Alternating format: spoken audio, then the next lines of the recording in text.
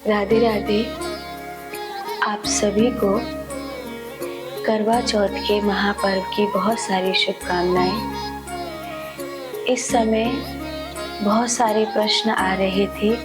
करवा चौथ के विषय में कुछ विशेष बातें आपसे कही जाएं।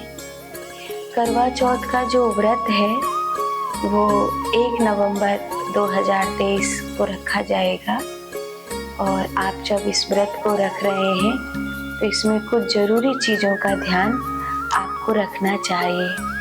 करवा चौथ का जो व्रत है इसका वर्णन विशेष रूप से बहुत सारी जगह तो नहीं आया है पुराणों में, लेकिन वामन पुराण में करवा चौथ का वर्णन आया है। महाभारत में हल्का सा करवा चौथ का वर्णन आया है। सबसे पहली कथा ये है कि करवा चौथ का व्रत आरंभ कहाँ से हुआ, करवा चौथ का व्रत किसने किया, कब किया और कहाँ से आरंभ हुआ।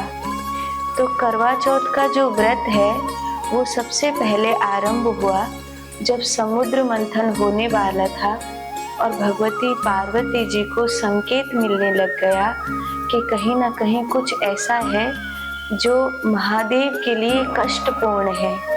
तो मैं ऐसा क्या करूं जिससे महादेव को इतनी शुभता प्राप्त हो कि वह आने वाले कष्ट से निकल सके। तब भगवती पार्वती जी ने प्रकृति स्वरूपा होकर के मिट्टी के कर्मों के साथ इस शुभता को धारण किया था। और आप सब जानते हैं कि जब समुद्र मंथन हुआ और समुद्र मंथन में महादेव ने जो विष पिया, उस विष से जो महादेव को कष्ट हुआ, भगवती पार्वती जी ने महादेव के कंठ को स्पर्श करके उस विष को उनके कंठ में ही रोक दिया। ना तो संसार उस विष से नष्ट हो और न इससे महादेव की हानि हो। इस भयानक भयावह समय से सहज ही शिव और पार्वती निकल पाए। तो उसमें भगवती ने कहा कि ये इस चतुर्थी के पुण्य के कारण हुआ है, इसीलिए भी लोग करवा चौथ के व्रत को बहुत विशेष महत्व देते हैं और माताएं भाव से करवा चौथ का व्रत करती हैं। दूसरा कारण ये है कि उस समय जब सत्यवान की मृत्यु का क्षण आ गया था और भगवती सावित्री यमराज से संवाद कर रही थी और कैसे भी करके सत्यवान को जीवित करने का यत्न कर रही थी। तो जिस समय सत्यवान के सब सुख समृद्धि लौट कर आए, सत्यवान जीवित हुए, वो ये दिन था जिस दिन सावित्री ने अपने पुण्य सुहाग को प्राप्त किया। इसीलिए भी माताएं करवा चौथ के दिन 16 श्रृंगार करके सांझ के समय अपने सुहाग को छलनी में से देखती हैं, ताकि कहते हैं सावित्री ने जैसे सत्यवान को फिर से प्राप्त कर लिया, ऐसे ही हमारा भी सुहाग हमें सदा प्राप्त रहे। इसीलिए भी ये जो व्रत है महाभारत काल में द्रौपदी को भगवान कृष्ण ने रखवाया था। ऐसी भी एक किंवदंती कथा है। इस किंवदंती कथा के आधार पर भगवान कृष्ण ने द्रौपदी को पांडवों की रक्षा के लिए इस पुण्य को प्राप्त करने हेतु इस व्रत को रखवाया था। ऐसी भी एक किंवदंती कथा का वर्णन किया गया है। जो करवा चौथ का व्रत है इसमें विशेष रूप से माताएं सरगी का उपयोग करती हैं। पंजाब में बहुत विशेष परंपरा है और इधर अपने उत्तर भारत में भी इस चीज़ की परंपरा है, राजस्थान में भी है। सरगी की परंपरा को बहुत महत्व दिया गया है। उसका एक कारण तो ये है कि सरगी जो है आशीर्वाद लेने का एक रूप होता है, जिसमें जो बहू है वो अपनी सास से आशीर्वाद प्राप्त करती है। कहते हैं सरगी में अगर दोष आता है तो कहीं ना कहीं परिवार के लिए कष्टपूर्ण होता है। मीरा जब अपनी सास से आशीर्वाद लेने के लिए गई थी तो चूंकि वो मीरा से खुश नहीं थी, नाराज थी, इसलिए उस सरगी में नमक शामिल कर दिया था, जिससे उनके परिवार में बहुत बड़ा संकट आया और भोजराज की जीवन की रक्षा नहीं हो सकी। तो इसीलिए सर्गी बहुत महत्वपूर्ण माना गया है। कहते हैं जब कुंती थोड़ी सी नाराज थी तब भगवान कृष्ण ने, ये किंवदंती कथा है, भगवान कृष्ण ने द्रौपदी को कहा कि जाओ भोर में और माँ कुंती को प्रणाम करके उनसे सर्गी मांगो। जब द्रौपदी भोर में स्नान करके ब्रह्म मुहूर्त में माँ कुंती के पास पहुंची और उन्हें प्रणाम किया और उनसे सर्गी मांगी तो कुंती बहुत प्रसन्न हुई और कुंती ने प्रसन्न होकर अपनी पुत्र वधू द्रौपदी को सब प्रकार से सर्गी का दान दिया। यह भी एक कथा आती है। सर्गी में क्या क्या चीज रखनी चाहिए इसका वर्णन यहाँ पे किया गया है। कहते हैं जो बहू सर्गी का सम्मान नहीं कर पाती है, विवाह के पहले ही वर्ष में उसे अपनी सास से सर्गी प्राप्त ना हो तो कहीं न कहीं उसके परिवार के बिखरने का अवसर बनता है, ऐसा भी कहा गया है। सर्गी बहुत महत्वपूर्ण है। सर्गी के जरिए जो एक सास होती है वो अपनी बहू को सुहाग का सामान देती हैं, फल देती हैं, मिठाई देती हैं, सुखी वैवाहिक जीवन के लिए अखंड सौभाग्यवती का आशीर्वाद देती हैं। सर्गी की थाल में 16 श्रृंगार की सामग्री होती है, कुछ सूखे मेवे होते हैं और सर्गी में जो खीर आदि व्यंजन बनते हैं उनको एक थाल में करके सास अपनी बहू को देते हैं और बहू अपनी सास को प्रणाम करती है कि मैं सदा आपकी आशीर्वाद की कामना करती हूँ। ये विशेष रूप से सर्गी में किया जाता है, इसीलिए सर्गी को बहुत महत्वपूर्ण माना गया है। सर्गी जो है एक और ये हमेशा सूर्योदय के पूर्व ही ये व्रत आरंभ होता है, तो सर्गी का जो परंपरा है वो सूर्योदय के पूर्व ही होती है। तो इसीलिए सर्गी का करवा चौथ के व्रत में ये भाव बताया गया है कि अपने बड़ों से उसका आशीर्वाद लेना चाहिए। करवा चौथ के व्रत में विशेष महत्वपूर्ण है करवा का होना। जो करवा है वो वामन पुराण में जो इस व्रत का वर्णन आता है उसमें करवा का अर्थ है बर्तन। मिट्टी के बर्तन को करवा कहते हैं। एक अलग से उसमें व्यवस्था करी जाती है और जो बड़ी बूढ़ी माताएं हैं अपनी जो बहू होती है वो अपनी सास के साथ करवा पलटती है। 7 बार माताएं पार्वती जी और महादेव का ध्यान करके करवा को पलटती हैं और जब 7 बार में वो करवे को पलटती हैं तो जहाँ से आरंभ करती हैं उनका करवा 7वीं बार में वहीं आ चुका होता है। इसका अर्थ है कि वो जन्म मृत्यु के चक्र को बदलती हैं। उसमें गणेश जी भी शामिल होते हैं, शिव पार्वती जी भी शामिल होते हैं और शुभता की बहुत सारी चीजें भी शामिल होती हैं। करवा में विशेष रूप से दूध और चुटकी भर चीनी रहती है, चावल से भरा हुआ वो रहता है और इसे शाम को पूर्णिमा का चांद निकलने से पहले एक थाली में रख के माताएं बहुत सारी चीजें होती हैं वो विशेष रूप से करती हैं। वो आप अपनी बड़ी बूढ़ी माताओं के साथ कर सकते हैं, अपनी सास के साथ कर सकते हैं, तो वो ज़्यादा अच्छा रहेगा। और इसकी विशेष विधियां हैं, इनको माताएं एक दूसरे को पीढ़ी दर पीढ़ी बताती चली आ रही हैं। आप जो 16 श्रृंगार इस करवा चौथ के व्रत में करेंगे तो वैसे तो सभी जानते हैं कि सिंदूर, चूड़ी, बिंदी, मेहंदी और ये सभी श्रृंगार का क्रम होता है जो हर एक माता धारण करती हैं, वो सभी होता है। लेकिन 16 श्रृंगार कुछ और अलग हैं।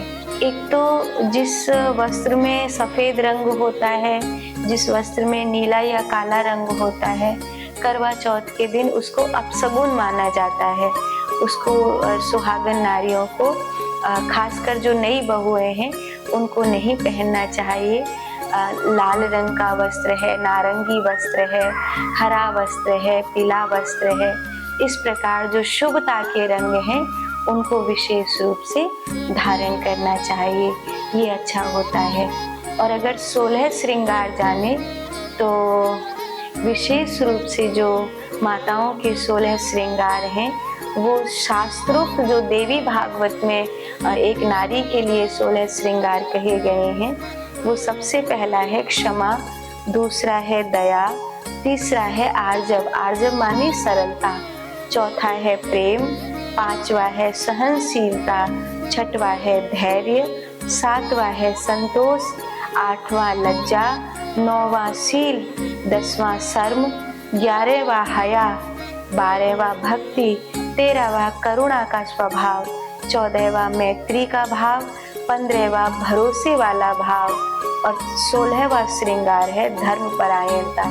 ये 16 श्रृंगार एक नारी के लिए महत्वपूर्ण है।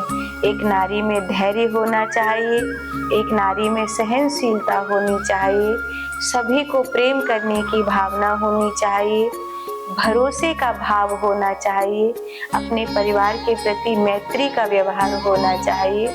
कई बार स्त्रियां अपने पति के प्रति तो समर्पण रखती हैं, लेकिन अपने पति को उसकी बहनों से अलग करने लगती हैं, उसकी माँ से अलग करने लगती हैं। धीरे धीरे कहीं ना कहीं परिवार में एक प्रकार की दूरी बनने लगती है और ये जो दूरी है देखते देखते परिवार के बंटवारे का कारण बन जाती है। आपके जीवन में ऐसा ना हो, इसके लिए आपके जीवन में क्षमा, दया, आर्जव, प्रेम, सहनशीलता, धैर्य, संतोष, लज्जा, शील, शर्म, हया, भक्ति, करुणा, मैत्री, भरोसा और धर्मपरायणता, ये 16 श्रृंगार आपके जीवन में होने ही चाहिए, तो आपका करवा चौथ का व्रत पूर्ण होगा। भगवान गणपति जी का ध्यान करके इस व्रत को करिए। करवे में जो जल भरा जाता है उसी जल को लेकर के सांझ जब चांद निकल आता है तब अर्घ दिया जाता है। जो अर्घ की थाली है उसमें थोड़ी सी चीनी, चावल, हल्दी और रोली जरूर रखनी चाहिए। भोजन में मीठे पुए बनाने चाहिए। आटे से जो मीठे पुए बनते हैं उनका विशेष रूप से गणेश जी को भोग लगता है। और जो भी आप करवा चौथ के व्रत को खोलने के लिए भोजन बना रहे हैं, उन भोजनों में सबसे पहले वो जो आटे का मीठा पुआ बनता है जिसको आपने चंद्रमा को भोग लगाया है, गणेश जी को भोग लगाया है, उसी से आप अपने व्रत को खोलने का प्रयास करिए, तो आपके लिए ये शुभता से भरा हुआ रहेगा। खीर जरूर बनानी चाहिए सांझ के समय में। कई स्त्रियां आजकल जो मॉडल टाइप हो गई हैं, वो ऐसी हो गई हैं कि दिन भर भूखी प्यासी रही हूँ, अब क्या रसोई में भोजन बनाऊंगी, चलो होटल से मंगा लो या कहीं बाहर खाने के लिए चलते हैं। तो ये वाला जो सिस्टम है ये थोड़ा गलत हो जाता है, क्योंकि जब तक आप अपने घर की रसोई का अपने ठाकुर जी को भोग नहीं लगा रहे हैं, चंद्रमा को भोग नहीं लगा रहे हैं, गणेश जी को भोग नहीं लगा रहे हैं, तब तक आपका कैसा व्रत और कैसा नियम। तो इस बात का भी अगर आप एक सतोगुणी महिला हैं तो आपको ध्यान रखना चाहिए। करवा चौथ की एक विशेष कहानी है जो आप सब अपने भाव से माताएं सुनती हैं। जब सांझ चांद निकलने से पहले करवा पलटती हैं, उस समय हाथ में चावल के दाने लेकर के इस कहानी को सुना जाता है। कहानी बड़ी प्यारी है। कहते हैं 7 भैयाओं की एक बहन थी और बड़ी लाडली थी। पहले उसका विवाह हुआ, पहली करवा चौथ आई, और जब पहली करवा चौथ आई तो उसने भोजन नहीं किया। उसके चलते उसके भाइयों ने भी भोजन नहीं किया। तो भूख लग रही है तो सब कहते हैं चांद निकलेगा, चंद्रमा को अर्घ देकर ही भोजन किया जाएगा। तो भैयाओं ने ऐसी व्यवस्था कर दी कि पेड़ के पीछे एक छलनी को लगा के उसके पीछे से दिया जला दिया और इस तरह लगा दिया कि चांद जो है निकल आया है। उसने अपनी भाभियों से कहा कि चंद्रमा निकल आया है, सब भैया कह रहे हैं, तुम चलो मेरे साथ अर्घ देने। लेकिन उसकी 7 भाभियों में से कोई भी उस चंद्रमा को अर्घ देने के लिए नहीं गई। वो थोड़ी सी भोले स्वभाव की थी और बहुत लाडली थी। भैयाओं ने कह दिया चांद निकल गया तो वो चली गई अर्घ देने के लिए। उसने अर्घ दिया और अपने भैयाओं के साथ भोजन करने के लिए जैसे ही बैठने लगी तो पहले ही गस्से में छींक हुई, दूसरे गस्से में बाल निकला और आखिरकार वो भोजन नहीं कर पाई। बाद में उसे पता चला कि मेरे साथ छल हुआ था, लेकिन कहते हैं उसके पति की इस प्रकार दशा हो गई कि वो न जीते था न मरता था, कोमा जैसी स्थिति में वो पहुंच गया था। साल भर उसने अपने पति की बहुत सेवा करी, कोई वैद्य उसे ठीक नहीं कर पा रहे थे। साल भर उसने अपने पति की उसी प्रकार बिस्तर पर सेवा करी, वो मुर्दे की तरह पड़ा रहता था। और साल भर बाद फिर से यही चतुर्थी का व्रत आया। उसने माता पार्वती का स्मरण करते हुए, गणेश जी की शुभता का ध्यान करते हुए इस व्रत को किया और सब प्रकार से इसके पुण्य को अपने पति को समर्पित किया। और थोड़े ही दिनों में उसका पति ठीक हो गया और फिर से वो अपने सुहाग के साथ सुखी हो गई। कहते हैं जो भी इस व्रत को सच्चे मन से करता है, भगवती माँ करवा और गणपति बप्पा उसकी प्रार्थना सुनते हैं और उस नारी को सदा सुहागन होने का वरदान देते हैं। क्योंकि जीवन में एक नारी का सबसे बड़ा भाव होता है कि जब वो मरे तो अपने पति की गोद में मरे, अपने पति की मृत्यु न देखनी पड़े, अपने पति से पहले ही संसार से विदा हो। तो सदा सुहागन रहने का वरदान वो माता करवा से मांगती हैं। आप सब ने इस करवा चौथ की भाव भरी बातों को सुना, इतने प्रेम से आपसे प्रार्थना है आपको ये बातें अच्छी लगी हो, समझ में आई हो और ये जानकारी काम की लगी हो तो इसे अपने प्रियजनों तक अवश्य भेजिए, ताकि सभी लोगों को इन 16 श्रृंगार और करवा चौथ के विषय में विशेष रूप से पता चल सके। क्योंकि आजकल सबसे बड़ा सवाल यही है कि आखिर ये त्योहार क्यों है, क्या है, किसने बनाया है, कैसे है। तो इसके विषय में जो कुछ महत्वपूर्ण था वो आपको बताने का प्रयास किया गया है। आप सबका कल्याण हो, आपकी भक्ति बढ़े। राधे राधे।